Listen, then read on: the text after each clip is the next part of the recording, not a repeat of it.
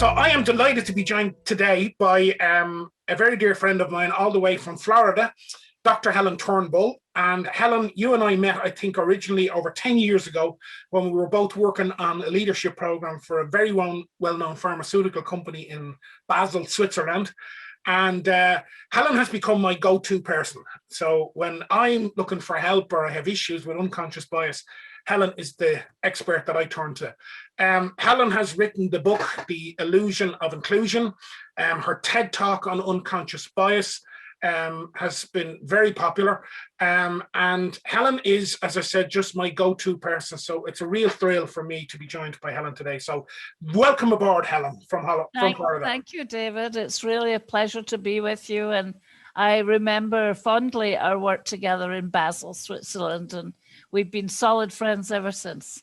So Helen, we're doing this series, Meet the Thought Leaders, as you know, and you're the thought leader on unconscious bias. And it's a word that, we hear more and more and more frequently used. But I'm not always sure that everybody understands what is unconscious bias.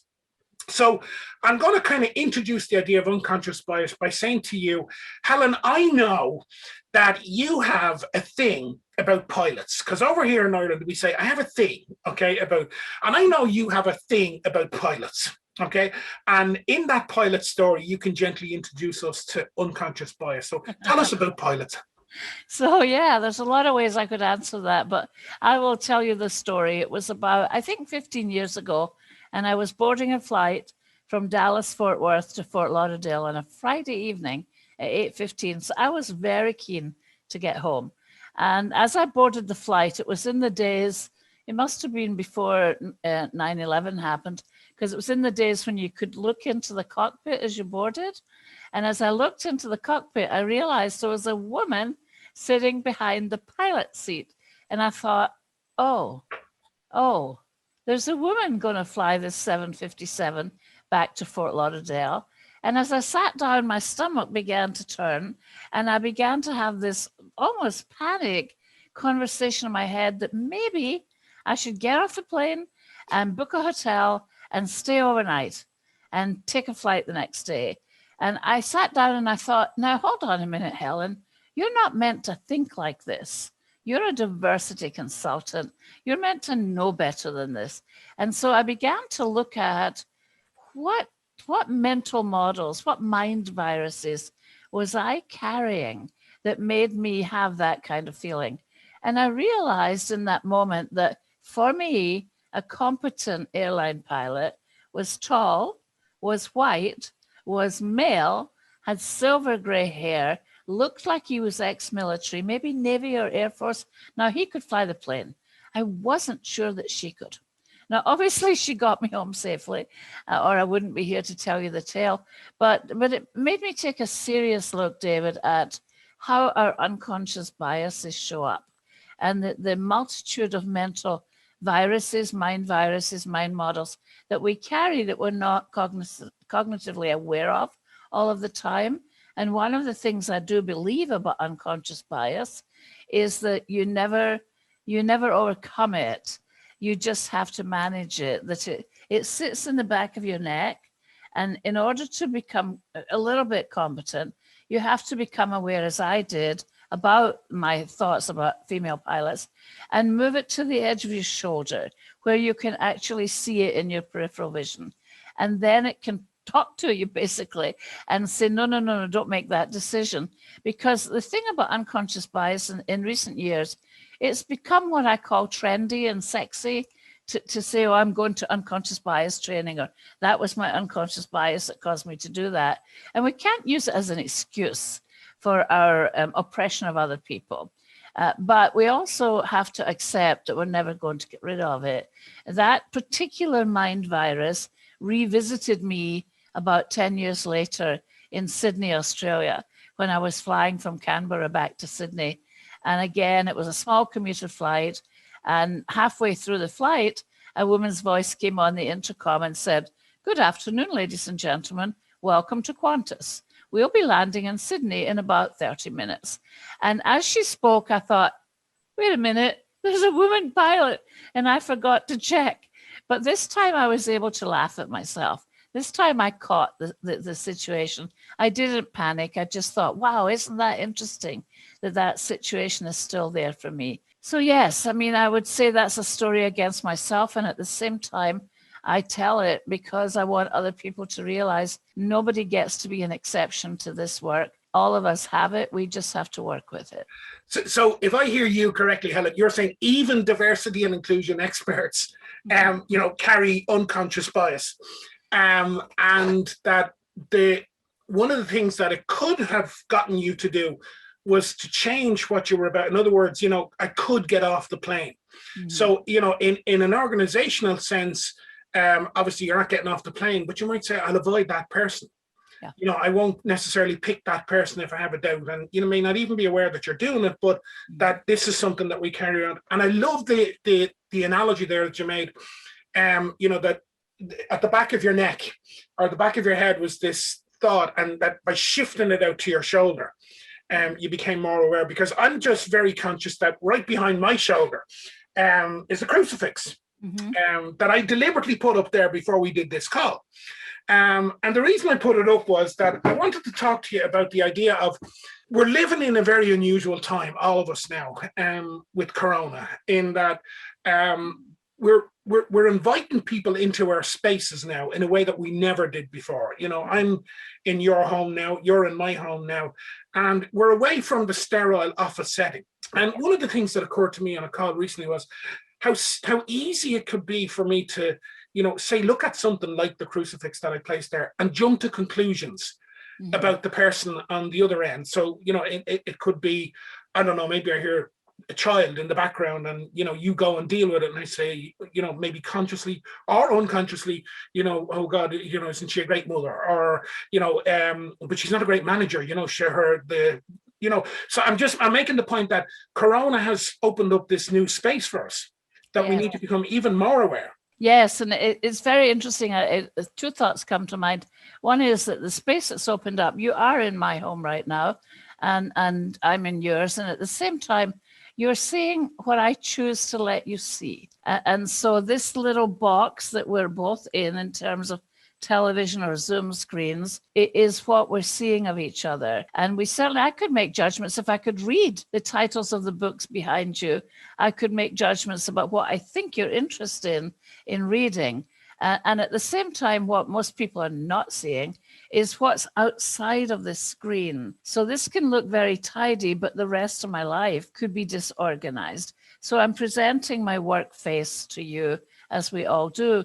And my second point in that is that I was recently reading on Twitter a little video of an interviewee who was speaking on BBC television recently. And he was being interviewed. He's an expert on South Korean history. And as he was speaking, his, 2-year-old daughter wandered into the room. Now, the person interviewing him saw the daughter before the father did, but once she got to the desk, he pushed her away. He didn't even look round. He just pushed her back gently, and she was having none of it, so she pushed back forward. And at this point, he's looking uncomfortable. The interviewer is kind of laughing, and then the baby arrived on one of these little stroller things, and 2 seconds later, a woman arrived, and she pulled both children out of the room. And when I told that story the first time, I said the babysitter arrived. And someone pointed out to me that she was not the babysitter. She was his wife.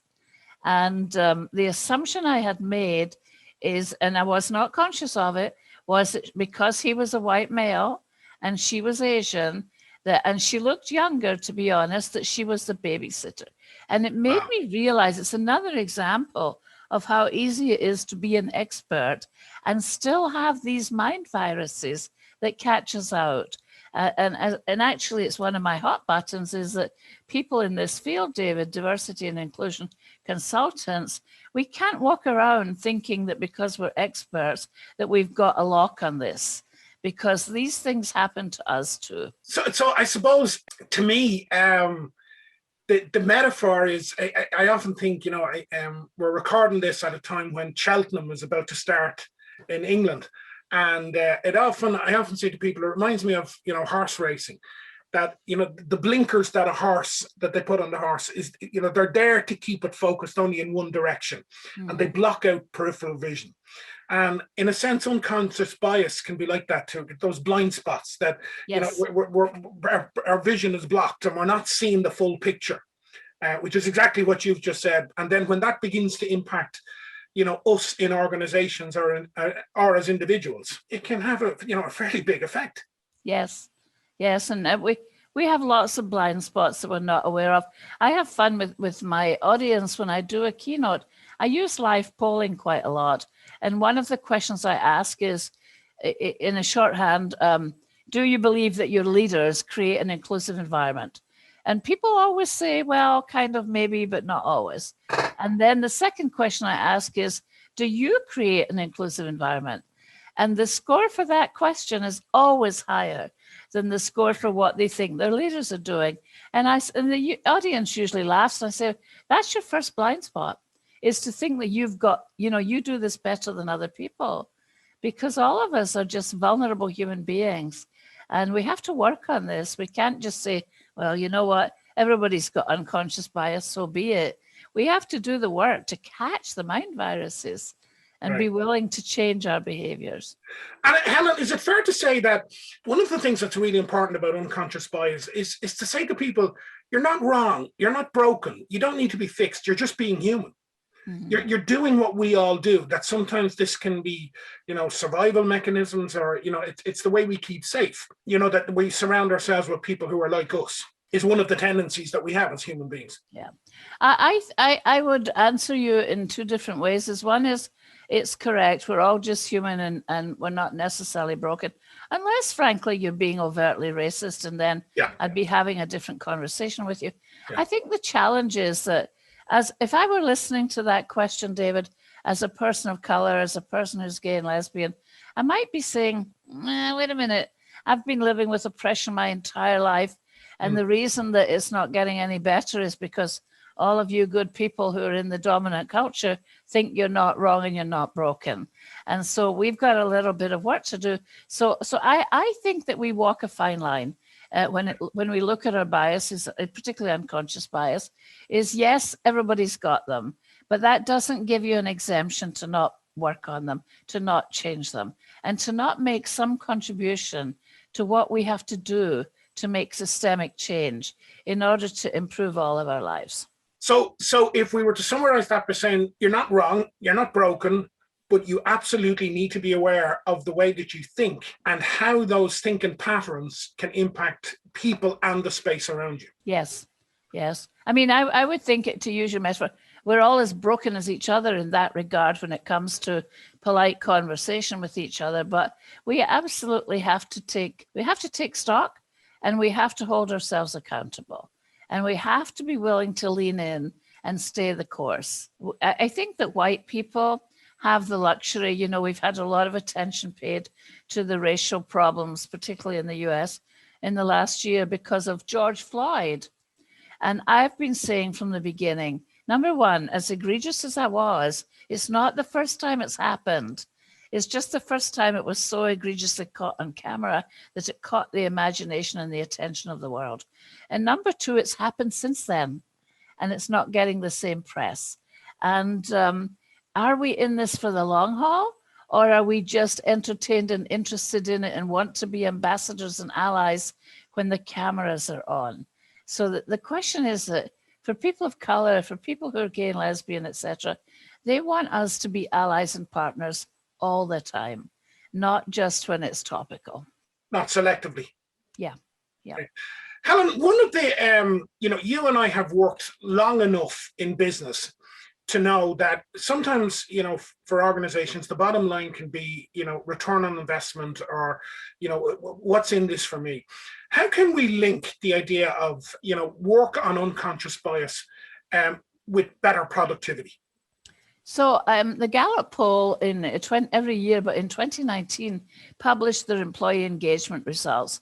And they said that 65% of the workforce is not engaged at work. And that 15% of that 65% are quote unquote sleeping on the job. So what I believe, and I say this to my clients, is if I could give you a 10 or 15% improvement in productivity, improvement in employee engagement, would you be interested? And I've never had a senior leader say no. And the reason I'm saying that is because I believe that if we could close the employment engagement gap, if we could improve the Gallup poll results by 10, 15% in a year, that we would gain on the bottom line. And the reason we could improve is by doing inclusion better. You know, because companies hire for diversity, David, and manage for similarity. So we bring in a diverse workforce, but we don't necessarily create the environment where these people are allowed to bring their best selves to work, which is what causes the disconnect in employee engagement. So if we could figure out not just how to hire diverse people, but how to manage the workplace so that people feel free to be themselves in a good way. I mean, listen, don't bring your whole self to work. I think there's pieces of all of us we should leave at home, but bring your best professional self to work and feel free to speak up. And if that would close that engagement gap in a hurry. You, Helen, have, delved very deeply. Your PhD was this whole area. And I know that you have developed the inclusion complexity model. Help us to understand what are the forces at play in organizations, because that's what you looked at. Thank you. So in my book, The Illusion of Inclusion, what I wrote about is that there are 7 characteristics that we need to be aware of. I called it the inclusion complexity model because inclusion comes across as a soft word. Nobody argues against it. Nobody says, no, I don't really want to be included at work. Everybody wants to feel included. And at the same time, it's much more complex than people realize. And so that there are 3 immutable forces that are never going to go away.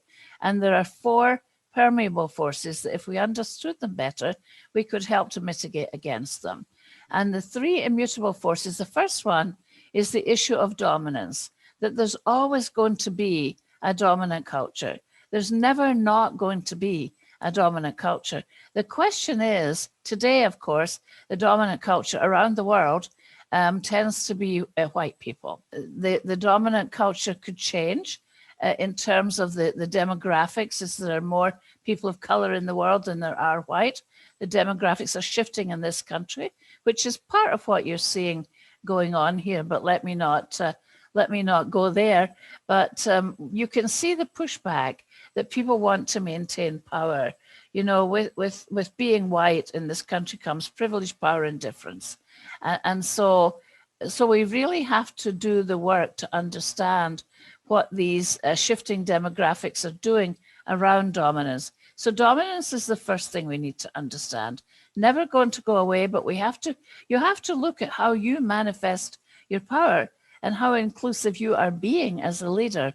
The second issue we've talked about, in fact, is unconscious bias, because that's not going to go away either. There are people that believe if you know what your biases are, your unconscious biases, that you can stop them. That's not true. They'll revisit you because their mind virus is just sitting there waiting to show up. And the third immutable force is what I call degrees of difference, is that we tend to be a little bit binary in our thinking around diversity. Is like, let's address the gender issues in our organization, and we think male, female. But in actual fact, there's diversity amongst men that we're not always addressing, and there's diversity amongst women, and there's the whole issue that's an increasing conversation these days on gender identity, gender non-binary. And so men are diverse too. So that men are baby boomers, Gen X, Gen Y, men, there are straight men, there are gay men. The religion you mentioned earlier, Christian men, Muslim men, Hindu men, etc. And so we have to be willing to unpack what I call the vertical axis. Sorry, the horizontal axis. And so companies manage from the top down. That's sensible, and we're going to keep doing it. But we also have to manage each of the horizontal axes, because there are differences in each of these groups. People of color, as we use that term in the US, there are differences within the Black community. There are differences of skin color privilege within the Black community. There are differences in terms of the intersectionality. There's difference in terms of whether African Americans get along with people who are Latina. What is the attitudes that we all have about each other, and so if we're really going to want to be inclusive, all of that needs to be unpacked. So these are the three immutable forces: dominance, unconscious bias, and degrees of difference. Right. And then the permeable forces, there's four of them. The first one is affinity bias. And what that means is that each of us has an affinity for people who like us, people who share my values, people I'm comfortable with. I've never met anyone, David, who says, I think I'll go to work today and find some people I have no affinity with, because none of us really wants to do that. It's not necessarily the same race or the same gender, but you and I have an affinity because we're both Celtic. You're Irish and I'm Scottish, and we hit it off immediately because we're both, we both recognize our cultural roots. And I have to say, David, when you sang at the dinner that night with the client, I was sold. I thought, we're going to be friends for life when you have a voice like that. It was so much fun. But part of my response to you singing an Irish song was that you tugged at the heartstrings of my Celtic origins. So just for anybody listening, what Helen's referring to is that when we were doing the program we did in Basel, or one of the programs, there was a dinner one night and everybody was asked to sing, and I sang an Irish song. And, yes, yeah. But I mean, that I have never forgotten that, because it was such a strong connection for me. And so we have an affinity for people for lots of reasons. It doesn't necessarily have to be skin color or gender. It's about values in a sense, but that's never going to change. What I ask people to do is not to look at who you have an affinity with. Look at who you're rejecting. Look at who you're not seeing. Ask yourself, who is it in my department that I don't listen to? Whose accent gets on my nerves? Who is it that when they speak, I'm just like, yeah, right, okay. And ask yourself if there's a pattern there around who's not in your affinity group. The second permeable force is what I call assimilation. And that is what people of difference have to do to fit in with the dominant culture. So if I'm not a white male in the organization, what adjustments do I have to make to my style in order to fit in order to be acceptable to you? I was watching, if you haven't seen it, it won't mean anything to you, but I was watching the new Coming to America movie last night. And in that movie, they're teaching the young man who's about to become a prince how to walk in a princely royal way.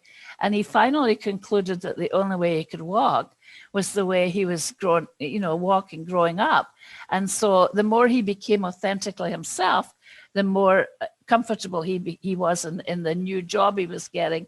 And so as entertaining as that was to watch last night, there's a huge grain of truth in how we ask people to, when I said we hire for diversity and manage for similarity, we're not always conscious that we're asking people to fit in with our style.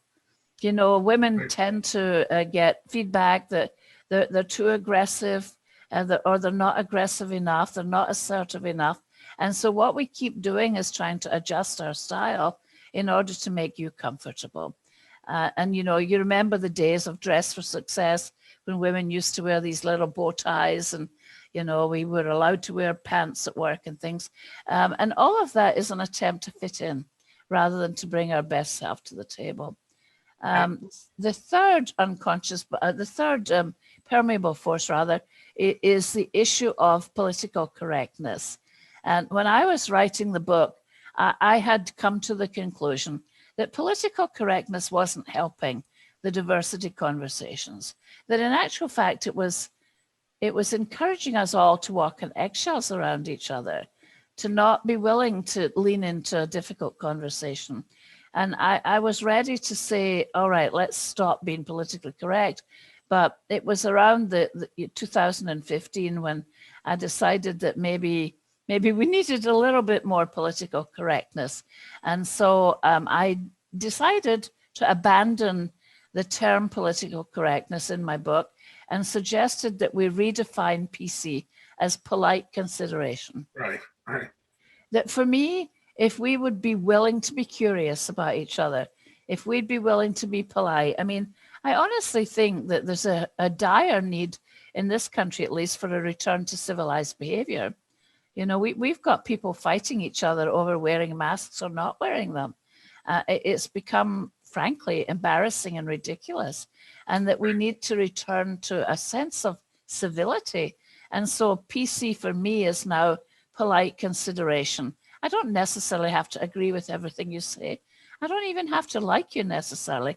But if I'm willing to say we need to be polite to each other, we need to be considerate of each other, and we need to lean into the conversations and be willing to be curious and learn from each other. So, and the last of the permeable forces is a little bit more complicated because it's really the issue of internalized oppression or stereotype threat, where subcultural groups get lots of negative messages about who they are as a group. You know, that growing up in Scotland, people used to tell us that we were mean, that we were tight with money, but actually that is absolutely not my experience of being Scottish. The Scottish people are incredibly warm-hearted and generous, and we'd give you our last, not dime, but whatever, farthing, I guess. So you know, the stereotypes that people tell us about ourselves, we can turn them on ourselves and sabotage either myself or somebody who looks like me. So, Right. So these are the 7 characteristics. And they're all, for anybody watching who's really interested in exploring unconscious bias at a deeper level, highly recommend Helen's book, and the model is included in the book. Helen, you brought 2 thoughts to me there as you were talking. One of them was an organization that I worked in with some years ago, and I had done some focus groups. And I was asking, in general, I said, how would it be for me coming to work here if I was different? And oh yeah, fine, no problem. And we have the policies and we have the practices, and they believed that they were very inclusive. But about 2 weeks later, I got a phone call from a lady who happened to be in the group, and she said, I don't know if you can remember me or not, but I was in that group. And I said, yeah. And she said, would it be possible to meet? And I said, sure. And I met her, and she said, thanks for meeting me. And she said, I asked to meet you because my colleagues gave you the impression that it was okay to be, different, and that we're very inclusive. And I said, yeah. And she said, I'm lesbian. She said, I live with my partner. We have a mortgage. We have a car loan. Our families know, our friends know. But she said, the people in work don't know and will never know. And I said to her, oh. And I said, what? And she said, I just wouldn't trust that if they did, that things will be the same for me. And I said, okay, that's a personal decision, how you choose to. But I said, how does it impact you? And she said, well, Dave, that's why I really wanted to meet you. She said, you have no idea the energy that it takes to be me. She said, I come to work every day. I be professional. I do what I have to do, but I don't get involved in committees. I don't get involved in anything other than what I have to do. And she said, I almost live a double life. And she said, it takes huge energy. And, and it just, your story, your model there just spoke to me. That idea of the energy that it takes. That's right. To fit in. That goes back to the Gallup poll, David, is that's the issue, is how we can close the employee engagement when we can create an environment where she's safe to be herself and she's not holding back and holding on to that energy. I'll never forget interviewing a senior white male in Australia, actually, and we were talking about my unconscious bias to cognizant and his results. And we got to the issue of sexual orientation. And he looked at me and he said, Helen, he said, I arrived this morning from Hong Kong. He said, and one of my employees was on the flight with me. So we shared the rental car or the limo back to the office. He said, and I've long suspected that this employee was gay, but he's never told me that.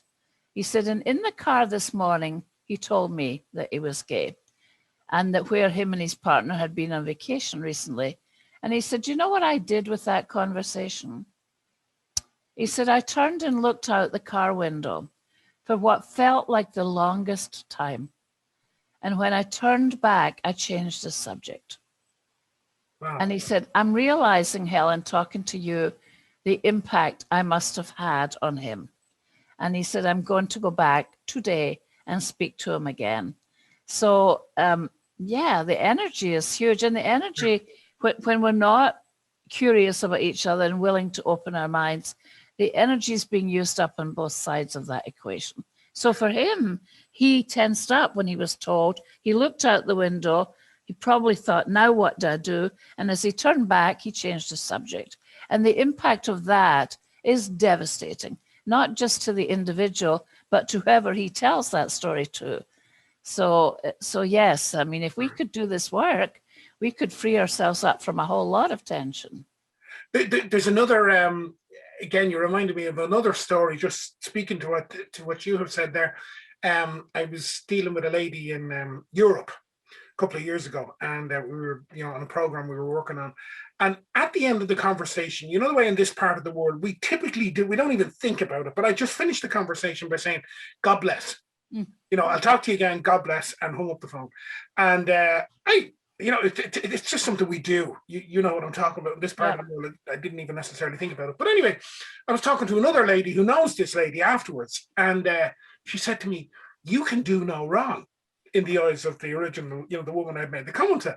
And I said, why? And she said, oh, she thinks the world of you. And I went, why? What did I do? And she said, you said God bless. And I went, and she said, this particular lady, was quite devout, and that had a huge impression on her. And it was a leveler for me, because I went, wow, I did that without even thinking about it. Yeah. But it had shaped the space between us. You were talking about affinity. It shaped the energy between, the two of us. It shaped the space that we were going to occupy into the future. And, it was a real lesson for me. Yes. About, how this happens in organizations. Exactly. And it's a perfect example. And it could also have gone the other way. Yes. Right? Yeah. So just as easily. Yeah. So Helen, fascinated talking, and I could talk to you all night. One of apart from the work, your book, apart from the TED Talk, you have also developed a range of tools that you use with organizations. Just briefly tell us about those, so that viewers watching this get a sense of the tools that you have and how they can be used to help with unconscious bias projects. Thank you. Yeah, I developed 3 assessment tools, all of them because I wanted leaders to have a way to measure the impact of their own individual behavior and their collective behavior on the organization. The first one is the ISM on inclusion skills, where I can help leaders to close the inclusion skills gap. The second one is the gender gap assessment, that's similar but focuses specifically on gender issues and how do we understand the biases and what conversations we need to have to close the gender gap. And the third one is cognizant, and cognizant looks at unconscious biases.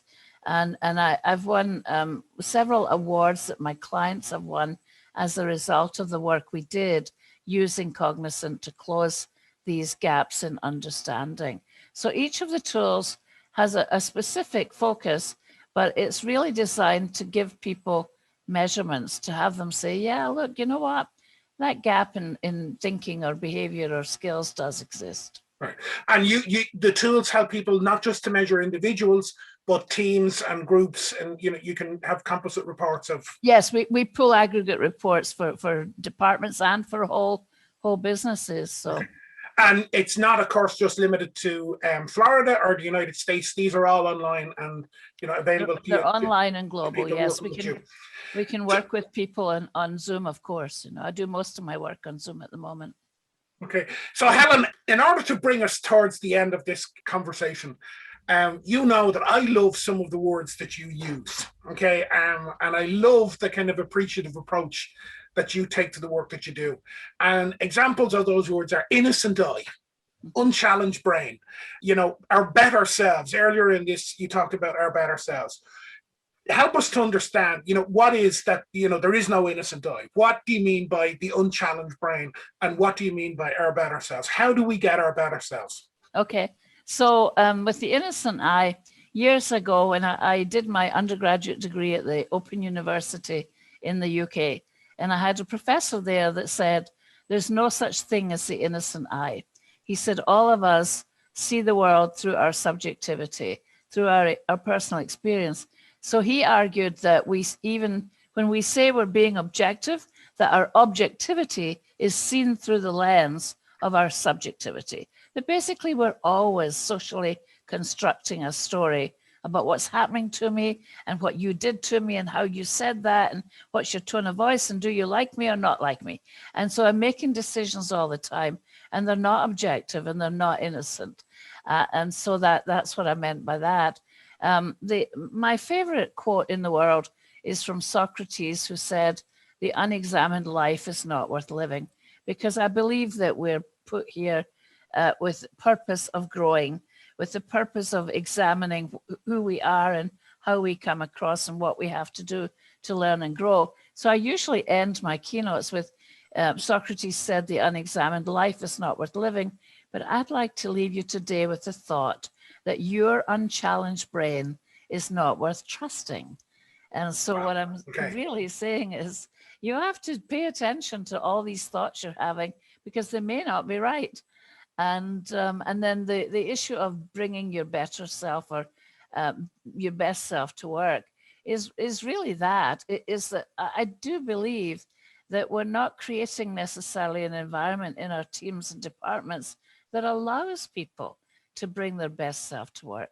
People are holding back, and leaders need to be asking themselves, what am I doing that's causing everybody to have to comply to make me comfortable?